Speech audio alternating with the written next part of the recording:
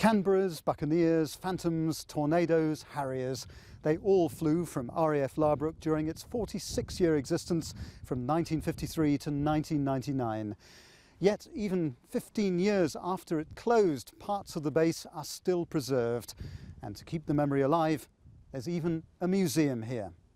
So how did the museum come into being? You say that the Germans started it.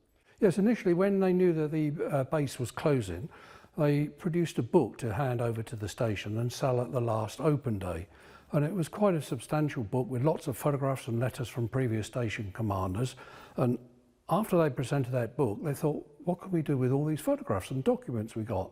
And that's when the local group said, well, let's try and set up a museum. The airport authorities here gave them this building. So how surprised were people that it was the Germans and not the British really starting a museum like this? I'm not so sure actually. It's a bit of an honour to the British that the Germans want to actually remember all the friendship and good contacts that they had over the many years. Tell us a bit about RAF Laarbruch, because it was set up really at a time of tension with Russia, which again sounds a little bit familiar today. Yes, it does. It was set up obviously in the height of the Cold War. There was a thing called the flexible response, and most of the RAF airfields at that time, in '53, were closer to the inner German border.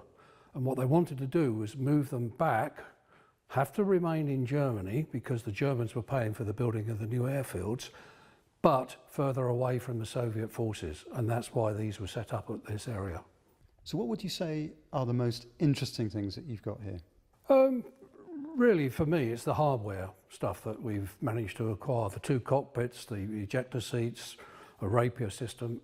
This Canberra T4, when I got it here and we found out what the registration number was, I found that I used to fly it when I was on the Canberra OCU many years ago. It just shows you what a small world it is. How do you go about finding all these things? It's through contacts and reading magazines. But unfortunately, most of the aircraft which come up for sale are way out of our price range. If we were lucky enough to have a professional footballer who would donate his 1 week's pay, then we would have a very fine museum. Now you're hoping to expand this collection. What other things are you after? Well, ideally, we would like to get aircraft. We have the Astra Cinema available to us, and it is big enough to house 2 aircraft. So that would be a major project to put that in. What kind of aircraft? Well, there are 2 Phantoms and a Lightning up for sale at the end of this month by tender. A Phantom would be ideal because 2 Squadron used to have the Phantom here. I don't think they'd be over expensive to buy, but then you've got the dismantling and the transport costs, and that would become the crippler. We have about 3,500 visitors a year. I would say about 40% have Air Force connection. The rest of them are local people, Dutch and German people, and a number of people who are coming through the airfield here for their flights, and they walk down from the terminal and have a look and find it quite interesting. You served here at Laarbruch. What was it like to be stationed here? It was a nice station actually. It was known as RAF Laarbruch. It was very happy. It was isolated from the other bases and they had the bigger cities around them.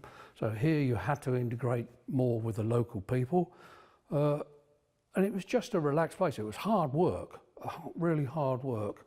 It was in the Cold War time. Quick readiness alert, which was the nuclear armed aircraft ready to take off in 15 minutes, 24 hours a day, 7 days a week.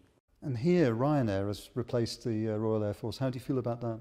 Oh, we're pleased to see the airfield being used. It's a little regional airport and it's actually quite well located. How long do you see this quite unique museum carrying on?